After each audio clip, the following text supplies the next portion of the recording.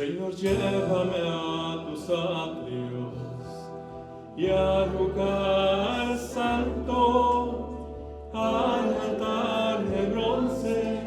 Señor, tu rostro quiero ver. Pásame la muchedumbre por donde el sacerdote canta. Tengo hambre y sed de justicia y solo encuentro un lugar. Llévame al lugar santísimo por la sangre del Cordero Redentor. Llévame al lugar santísimo. Tócame, límpiame, heme aquí. Señor, llévame a tus atrios y al lugar santo, al altar de bronce. Señor, tu rostro quiero ver. Pásame la muchedumbre por donde el sacerdote canta. Tengo hambre y sed de justicia y solo encuentro un lugar. Llévame al lugar santísimo por la sangre del Cordero Redentor. Llévame al lugar santísimo. Tócame, límpiame, heme aquí. Llévame al lugar santísimo por la sangre del Cordero Redentor. Llévame al lugar santísimo. Tócame, límpiame, heme aquí. Tócame, límpiame, heme aquí. Tócame, límpiame, heme aquí. Tócame, límpiame, heme aquí.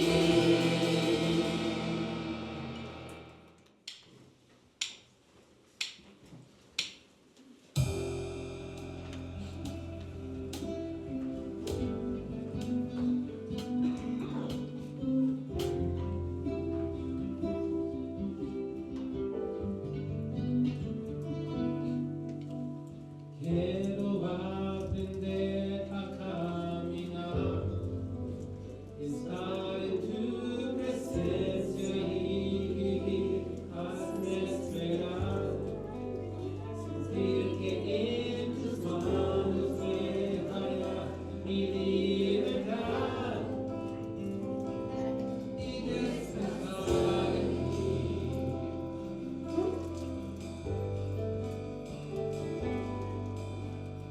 Todo esperanza está en ti. Si sabes que mi vida sin tu amor no es vivir, mis sueños no serían realidad, que son de ti. Pon en mí tu voluntad.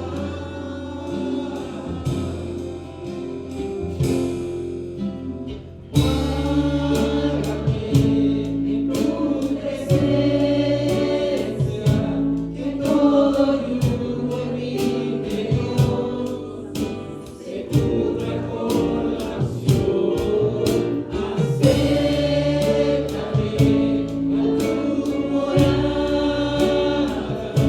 y hazme ver tu interior para poner en mí mi corazón.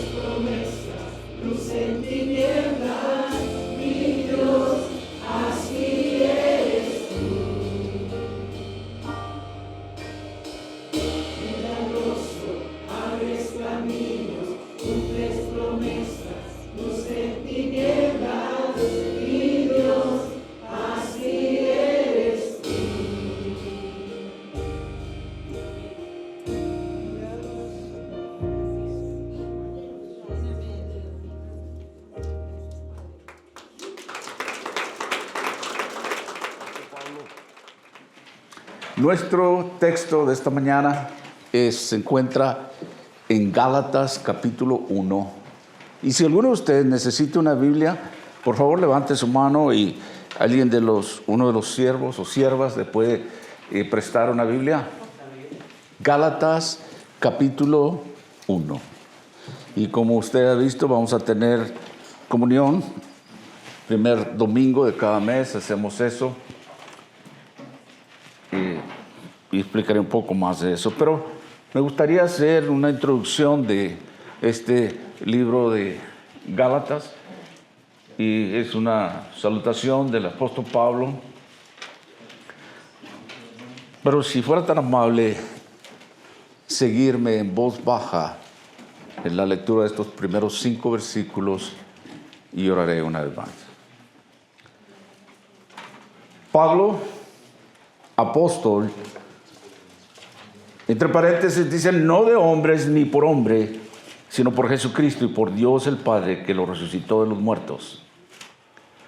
Y todos los hermanos que están conmigo a las iglesias de Galacia, gracia y paz sean a vosotros de Dios Padre y de nuestro Señor Jesucristo, el cual se dio a sí mismo por nuestros pecados para librarnos del presente siglo malo, conforme a la voluntad de nuestro Dios y Padre, a quien sea la gloria por los siglos de los siglos. Amén. Padre, en esta hermosa mañana, una vez más, al sentarnos delante de ti, Señor, para escuchar de ti por medio de tu Espíritu Santo, nuestra oración y ruego es que tú nos hables directamente, que tú, Señor, lo hagas de una manera personal para nosotros, porque así es. Sabemos que tu amor es muy personal, es muy íntimo, y eres un Dios vivo que está presente aquí por medio de tu Espíritu Santo. Así es que nuestra petición es que siempre que tú seas el que nos guíes por medio de tu Espíritu. Padre, bendice ahora pues a todos los oyentes, a cada siervo, incluyéndome a mí, para que podamos entender un poco más de ti. Bendice a aquellos que, Padre, están pasando por momentos difíciles, hermanos enfermos, y por pruebas, por tribulaciones, Señor, tú sabes. Nuestro ruego es que estés con ellos también. Bendícelos de igual forma, Señor. Haz tu presencia fuerte en sus hogares, donde quiera que ellos estén. Padre, para que ellos puedan sentir que tú nos amas y quieres bendecirnos.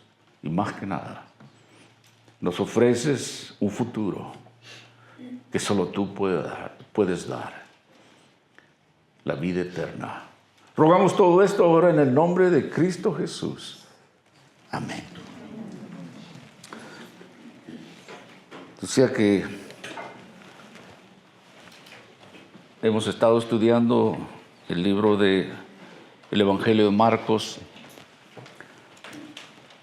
y llegamos terminamos el capítulo 15 y sigue en el 16 la resurrección. Estaba orando, estaba pensando, el Señor me ha puesto a mí en mi corazón de que me espere en ese último capítulo para el día de la resurrección, que es escasamente un mes y 20 días o algo así, que es el día de la Pascua, que por cierto, no lo hemos anunciado todavía, tenemos, el servicio va a ser aquí al amanecer, a las 6 de la mañana. Y terminado el servicio, tenemos una convivencia que en inglés dicen potluck, y vamos a compartir alimentos, pero celebramos la resurrección. El día de la resurrección es muy importante. Así es que me he reservado terminar ese capítulo 16 de Marcos y empezar este nuevo libro de Gálatas para después culminar con el capítulo 16 y para que podamos tomar un poquito más, no quiero hacer dos así seguidos del mismo tema. Pero bueno, y de antemano ya saben eso, esa es la razón por qué ahora estamos en Gálatas.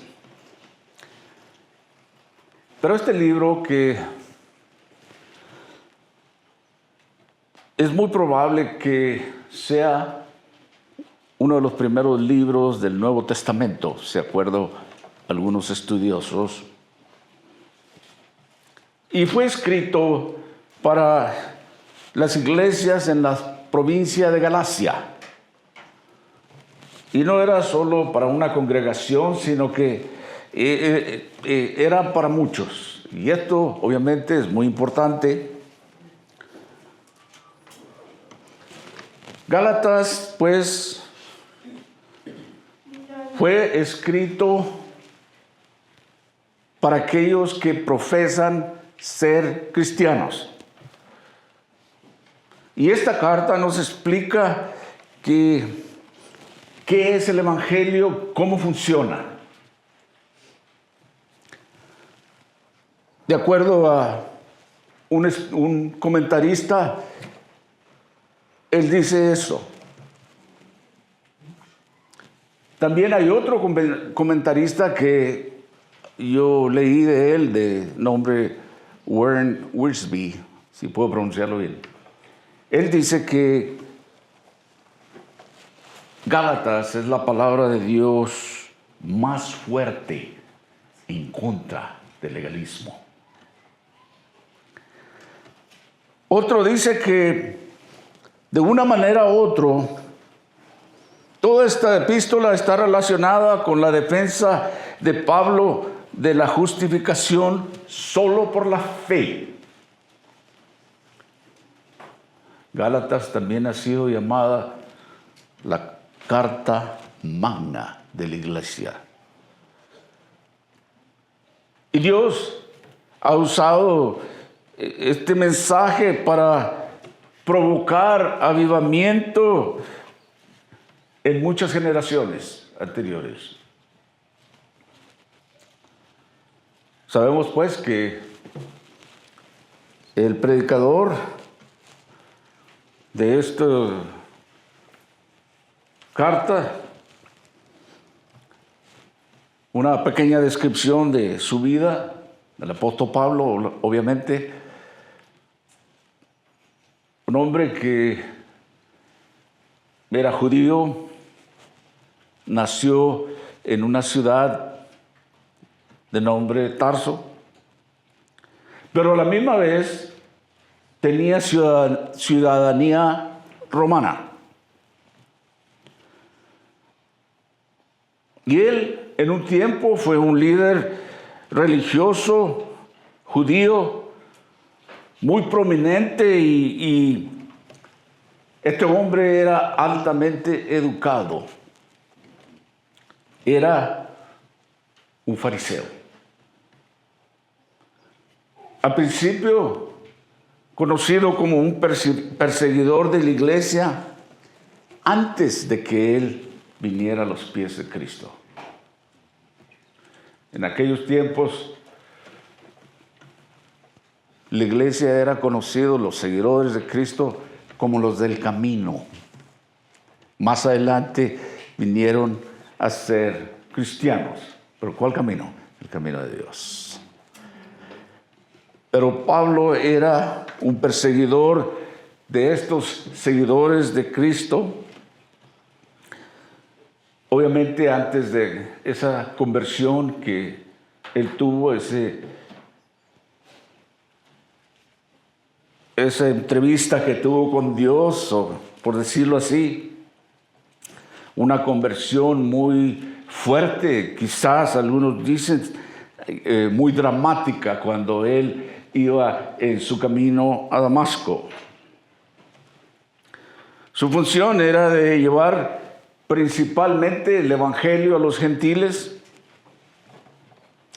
Y este hombre fue un misionero incansable.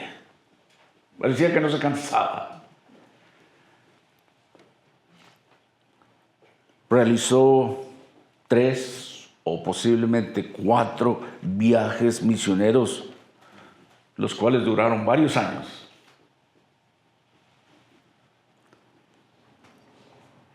Fue encarcelado en Roma aproximadamente en el año 67 después de Cristo por el emperador Nerón. Se cree que murió en el año 68 después de Cristo, y de acuerdo a la tradición, porque no lo tenemos registrado en la Biblia, pero de acuerdo a los historiadores de aquellos tiempos, y aún no creyentes, ¿verdad? Creyentes y no creyentes, se dice que el apóstol Pablo murió decapitado. Su llamado, un apóstol.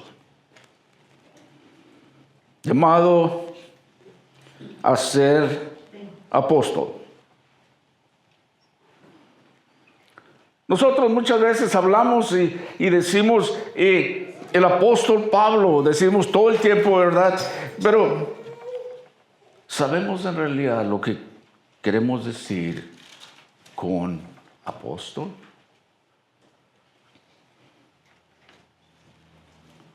Apóstol, la palabra quiere decir literalmente alguien que es enviado en una misión, un mensajero. Y Pablo tomó ese llamado de mensajero, de misionero, muy en serio. Él tenía muy claro cuál era su llamado, cuál era su misión.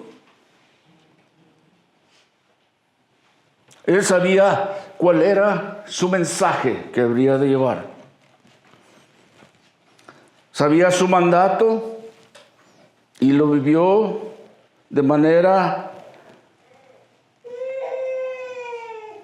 que al final, como consecuencia, lo llevó hasta la muerte.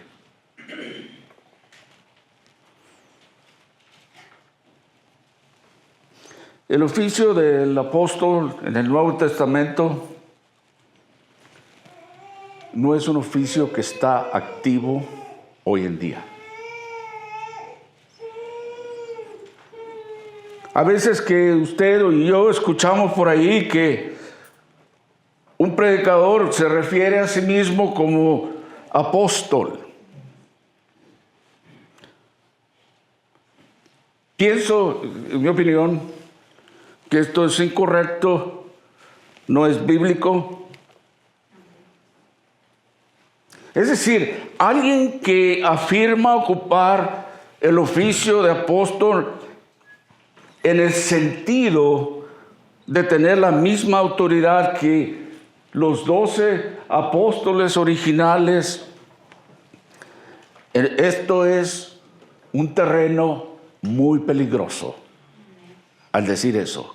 Cuando se quiera comparar con un apóstol como el apóstol Pablo, como el apóstol Pedro y así, algunos de los apóstoles, quizás habrá algunos por ahí, pero pienso que es incorrecto. No lo miro en la Biblia. Si bien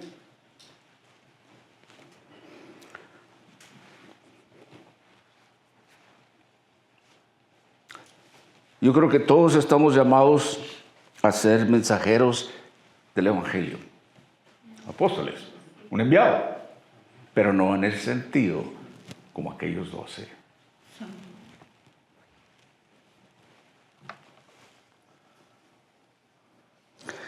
Nosotros, cada cristiano, somos enviados a un mundo con un mensaje.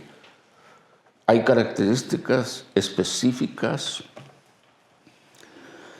de los apóstoles del Nuevo Testamento, me refiero a los 12, y no se pueden duplicar. Y les voy a mostrar bíblicamente.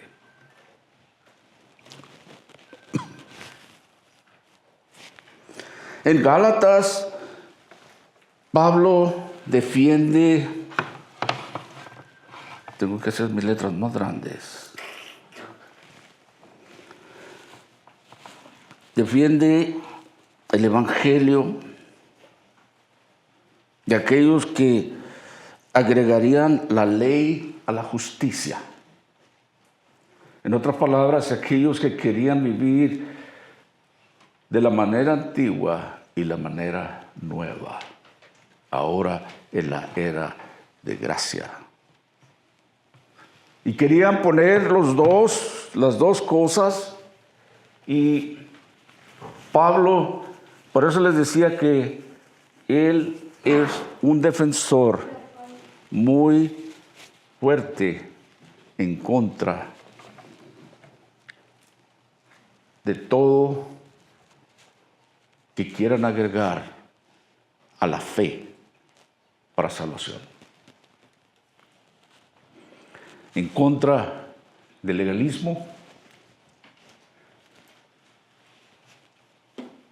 y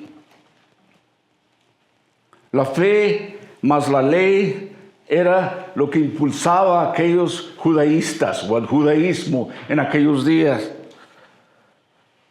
Pero Pablo dice que la fe más, nada más,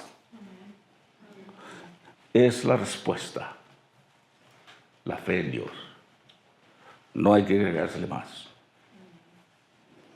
Los judaizantes nuevamente cuestionaban la autoridad de Pablo como apóstol y de sus enseñanzas de que la fe simple era suficiente para la salvación. Y Pablo, el apóstol Pablo, defiende su discipulado y él demuestra la suficiencia del evangelio de la gracia para salvar a una persona. Dice en ese saludo tan, no sé cómo decirlo, simpático, si pudiera decirlo así. Diferente a lo que estamos acostumbrados cuando lo vimos tratar con otras iglesias, como en Corinto. Él dice ahí, en el primer versículo, Pablo, apóstol, no de hombres ni por hombres, sino por Jesucristo y por Dios el Padre, que lo resucitó de los muertos. Gálatas 1:1. Alguien dijo que no es necesario poner el paréntesis en este versículo. Pablo solo está afirmando que él es un apóstol y no hay que intentar demostrar nada más. Pero aquellas personas que evidentemente necesitaban oír eso, solo un recordatorio de los hechos. La palabra apóstol se usa en un doble sentido, como hablé. Quiere decir enviado o mensajero. Pero explicaré cómo es. En Hechos capítulo 1, cuando empezaba la iglesia primitiva, en los versículos 21 al 26 dice: es necesario pues que de estos hombres que han estado juntos con nosotros todo el tiempo que el Señor Jesús entraba y salía entre nosotros, comenzando desde el bautismo de Juan hasta el día en que entre nosotros fue recibido arriba, uno se ha hecho testigo con nosotros de su resurrección. ¿Se acuerdan que Judas ya había muerto? Necesitaban uno. Aquí se refiere a eso. Que eran las características que se necesitaban para ser unos apóstoles. Dice que señalaron a dos, a José, llamado Barsabás, que tenía por sobrenombre Justo, y Matías. Orando dijeron: tú, Señor, que conoces los corazones de todos, muestra cuál de estos dos has escogido para que tomen parte de este ministerio y apostolado, de que cayó Judas por transgresión para irse a su propio lugar. Y les echaron suertes, y la suerte cayó sobre Matías, y fue contado con los 11 apóstoles. Ya tiene una idea.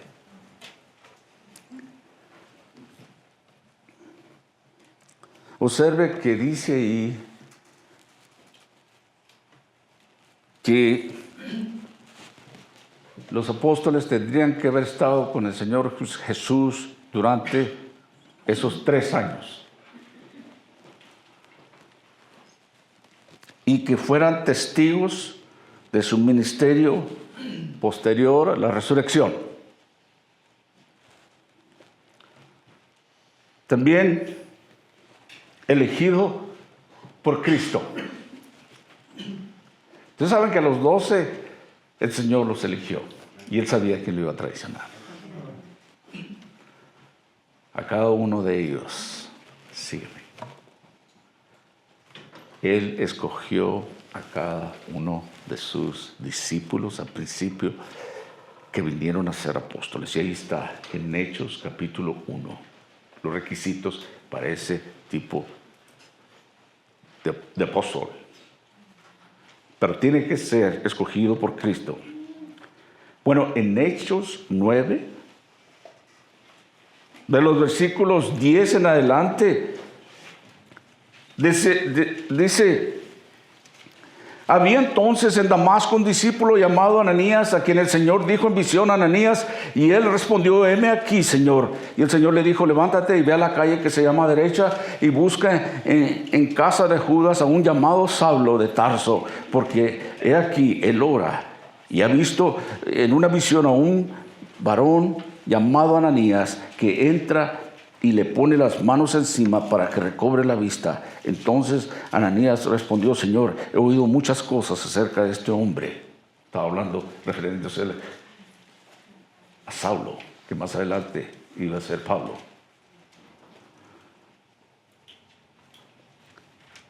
Dice: ¿cuántos males ha hecho a tus santos en Jerusalén? Y aún aquí tiene autoridad de los principales sacerdotes para prender a todos los que invocan tu nombre. El Señor le dijo: ve, porque instrumento escogido me es este, para llevar mi nombre en presencia de los gentiles y de reyes y de los hijos de Israel, porque yo le mostraré cuánto le es necesario padecer por mi nombre. Fue entonces Ananías y entró en la casa, y poniendo sobre él las manos, dijo: hermano Saulo, el Señor Jesús, que se te apareció en camino por donde venías, me ha enviado para que recibas la vista y seas lleno del Espíritu Santo, escogido por Dios. Ahí está. Dios lo escogió. Personalmente, bueno, me estoy adelantando. Pablo relata su conversión, en Hechos capítulo 26, de los versículos 16 y 17. Bueno, tengo más. Iré al versículo 12. Ocupando en esto, iba yo a Damasco con poderes y en comisión de los principales sacerdotes, cuando mediodía, oh rey, yendo por el camino, vi una luz del cielo que sobrepasaba el resplandor del sol, la cual me rodeó a mí y a los que iban conmigo, y habiendo caído todos nosotros en tierra, oí una voz que me hablaba y decía en lengua hebrea: Saulo, Saulo, ¿por qué me persigues? Dura cosa te es dar coces en contra del aguijón. Yo entonces dije: ¿quién eres, Señor? Y el Señor dijo: yo soy Jesús, a quien tú persigues. Pero levántate y ponte sobre tus pies, porque para esto he aparecido a ti, para ponerte por ministro y testigo de las cosas que has visto, aquellas en que me apareceré a ti, librándote de tu pueblo y de los gentiles, a quienes ahora te envío. Ahí está. Y yo te estoy enviando, Jesús, enviado por Dios, para que abra sus ojos, para que se conviertan de las tinieblas a la luz, de la potestad de Satanás a Dios, para que reciban por la fe que es en mí perdón de pecados y herencia de los santificados. Este es un enviado. Este es un apóstol. Y en el sentido más amplio de la palabra enviado, Bernabé también fue enviado por la iglesia. La iglesia siempre enviaba a otros hermanos, se oraban por ellos, se imponían las manos y eran enviados, pero no eran escogidos personalmente como todos los apóstoles. Ese es el otro sentido de apóstol. Enviados. Todos somos enviados. Por eso les decía que el apostolado, como en el sentido como fueron los apóstoles, no es para nuestros días, como algunos quieren decir.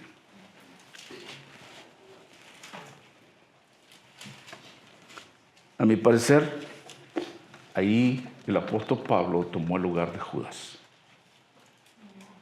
Y ahí no tenemos nadie más de apóstoles que hayan sido escogidos por Dios, personalmente. Cuando Matías fue elegido, como vimos en el primer capítulo de Hechos, que echaron suertes. Yo no sé cómo lo harían, si usaron unos dados o unos palillos, a ver quién le tocaba. El palillo más corto o el más largo. Pero se da cuenta que no fue Dios.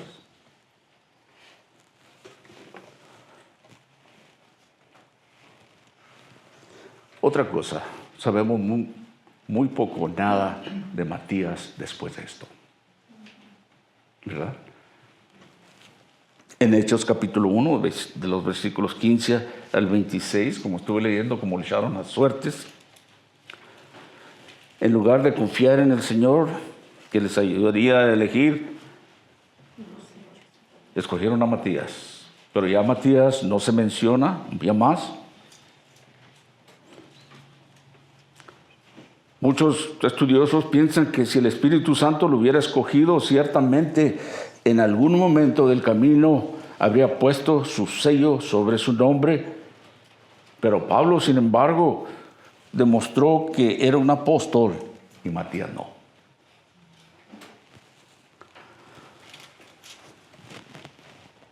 La elección de Matías como apóstol se llevó a cabo antes del día del Pentecostés, que en sí fue cuando el Espíritu Santo cayó sobre ellos. Pero fue elegido antes. Por esa razón, muchos creen que la elección de Matías nada tuvo que ver con el Espíritu Santo. Y tiene su lógica, yo personalmente lo creo. ¿Saben qué? Amados de Dios, debemos de ser muy cuidadosos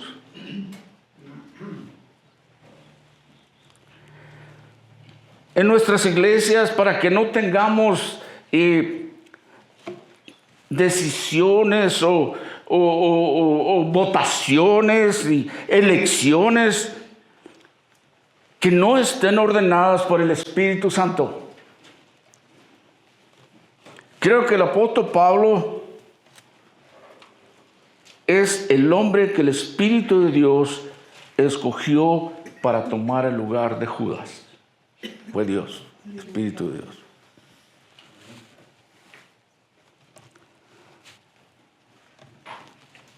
Pero también en este versículo, todo esto en el versículo 1, a ver si termino temprano. Y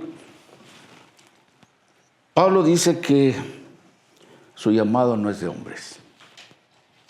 De Matías, sí, ¿verdad?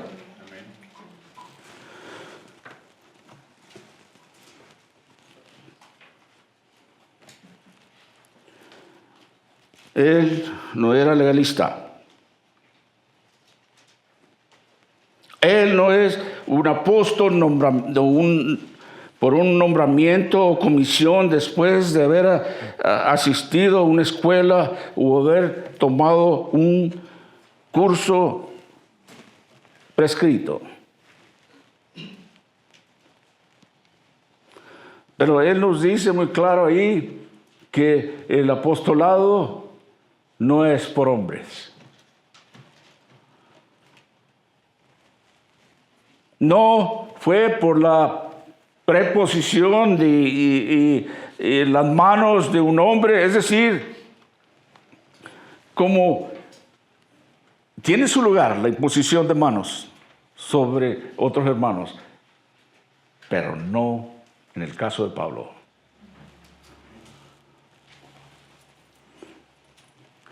Pablo no hizo que los otros apóstoles pusieran su mano sobre su cabeza y dijeran, hocus pocus, y eres un apóstol. No, no, eso lo inventé yo. Como muchos quizás hoy en día piensen. Era un apóstol por Jesucristo. Amén. Jesús lo llamó y lo apartó para ese oficio. Fue llamado por Dios. Hoy en día hay ministros ordenados por hombres y a través de hombres.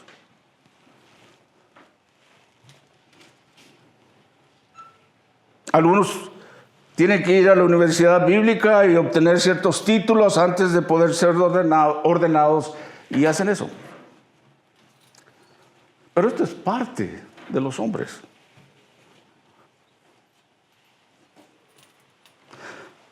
Y luego, después de haber ido a la escuela, y no, permítame decirle que no tengo nada en contra de la escuela, es decir, bíblica.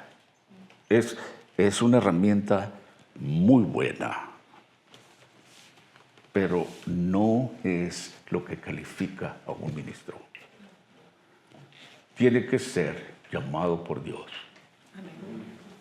Y él tiene que saber en su vida, porque Dios va a abrir caminos. Y el llamado de Dios dice que los dones de Dios son irrevocables, dice la palabra de Dios. Cuando Él llama y Él hace como Él quiere. Él da el don como Él quiere, la gloria es de Él. Ningún hombre tiene nada que ver con esto.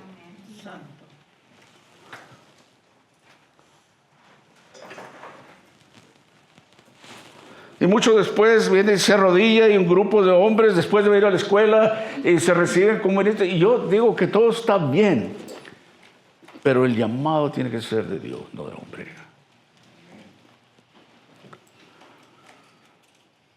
Pablo estaba diciendo ahí, yo no soy uno de esos. Yo no soy un apóstol llamado por hombre, pero llamado por Jesucristo. Aleluya.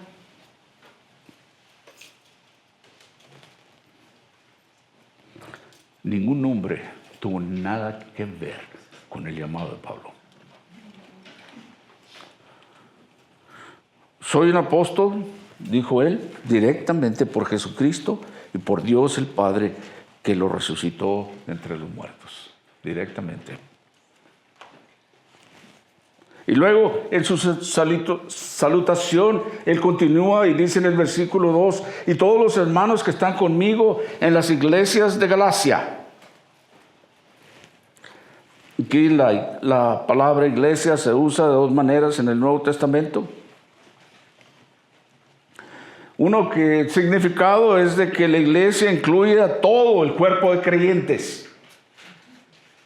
Hay por todas partes del mundo creyentes, esa es la iglesia.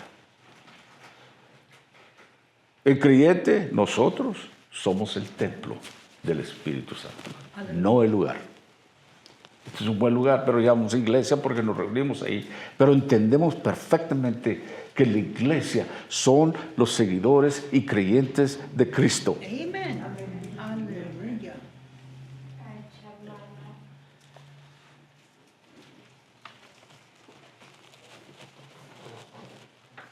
Observe también que el saludo de Pablo es breve, formal, directo, conciso.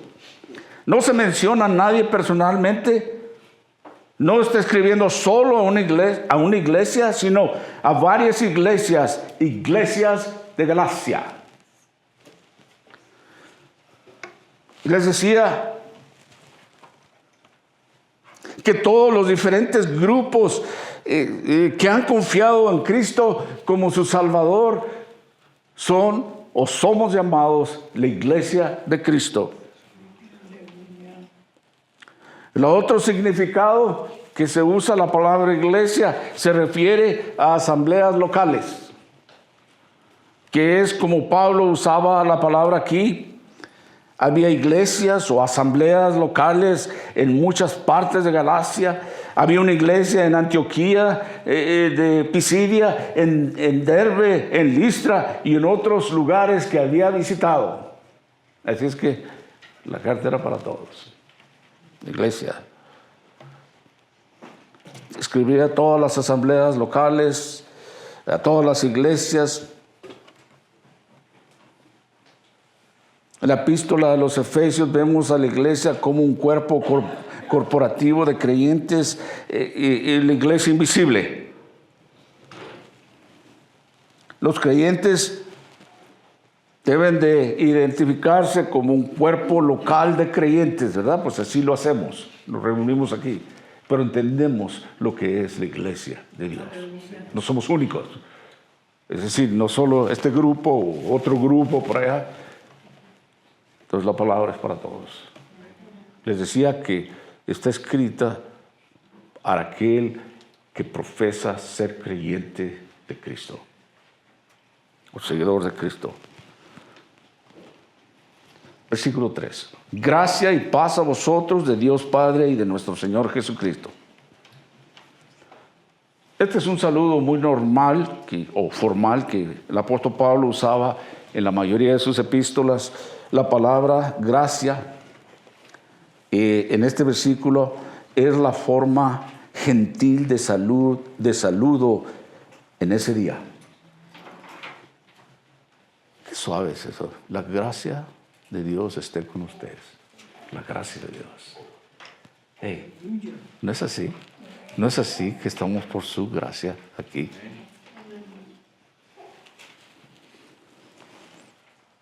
Mientras que los judíos, el saludo de ellos era shalom, paz. Era el saludo religioso de los judíos. Ahora bien, permítanme hacer una nota aquí.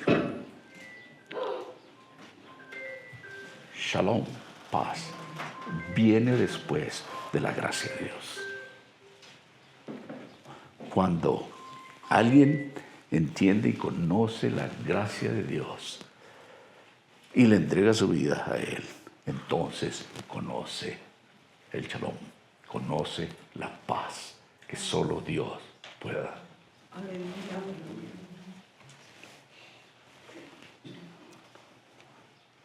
Y esa paz solo proviene de Dios el Padre.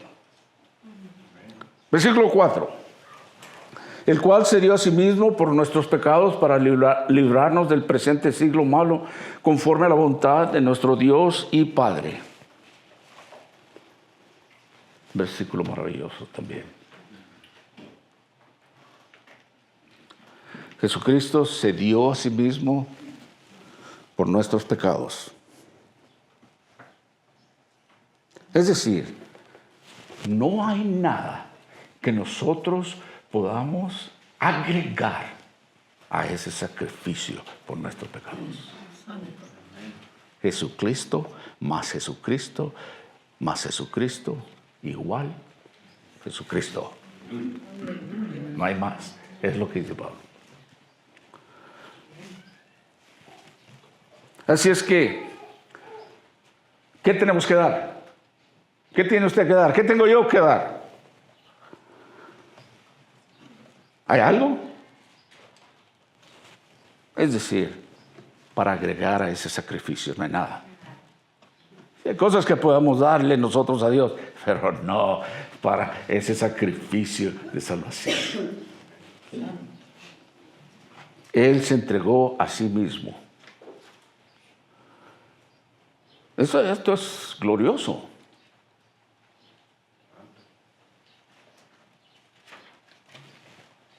Cuando usted se entrega a usted mismo, es decir, cuando usted se entrega a Dios, ¿ha entregado todo? ¿Hemos entregado todo a Él? Y yo quiero decir que esto no es para salvación, ¿eh? No me malentienda ahí. Pero muchas veces guardamos algo detrás.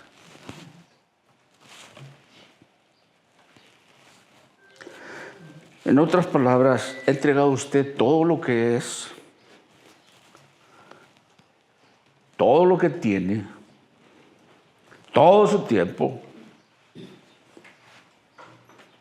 todo? Él se entregó a sí mismo. Ya no se podía dar más, ¿verdad? Es decir, Él dejó lo mejor y vino a este mundo. Siendo el creador del universo, siendo el rey de reyes y señor de señores, no tuvo ninguna posición. Por aquellos que digan que tienen que ser ricos. Siempre me gusta enfatizar en esto.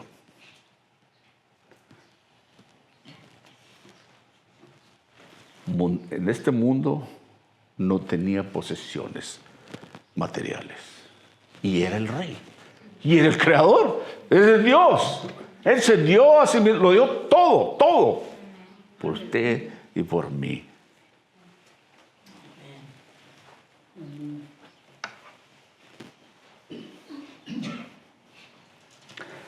Así es que Pablo lo llama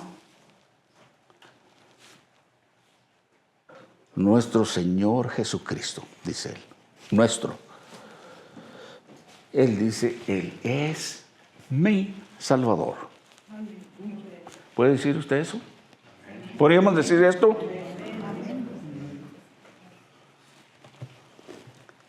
¿Se acuerda el Salmo 23?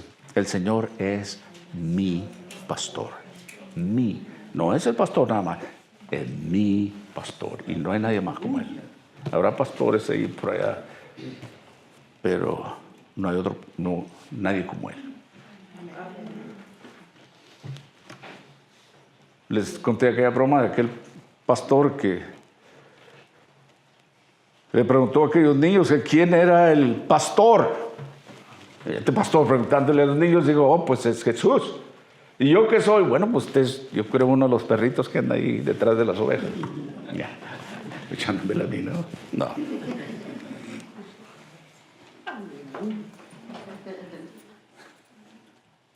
Podría decir que Él es suyo, es su Señor, su Salvador, es su pastor.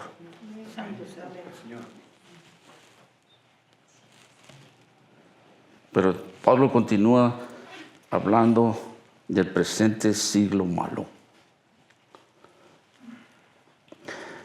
Hay un valor presente del Evangelio que prueba su poder y su autoridad. El Evangelio de Dios es el que puede liberar del pecado.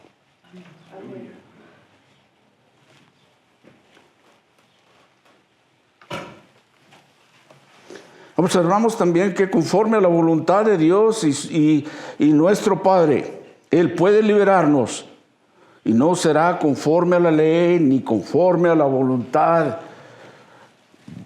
de otros, sino conforme a la voluntad de Dios, como Dios quiere. Además, por eso les decía que contra del legalismo, que mucha gente quiere adherir o traer algo más. Quizás en algunos se oirá místico, se oye bonito, o quizás se oye muy espiritual, nada. Amén. Él dice que no hay más. Y tenemos que hacer las cosas bíblicamente. Las emociones son buenas, no me malentiendan, pero todo tiene su lugar. Tiene que ser bíblico lo que hacemos.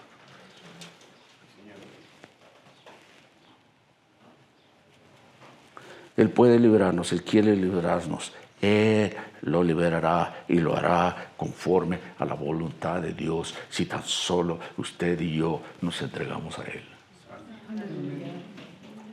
Para cerrar, todo lo que el Padre me da, dice el Señor Jesucristo en el Evangelio de Juan, capítulo 6, de los versículos 37 al 39, dice, todo lo que el Padre me da, vendrá a mí, y al que a mí viene, no lo echo fuera. Porque he descendido del cielo, no para hacer mi voluntad, sino la voluntad del que me envió. Y esta es la voluntad del Padre, el que me envió, que todo lo que me diere, no pierda yo nada, sino que lo resucite en el día postrero. Ahí está.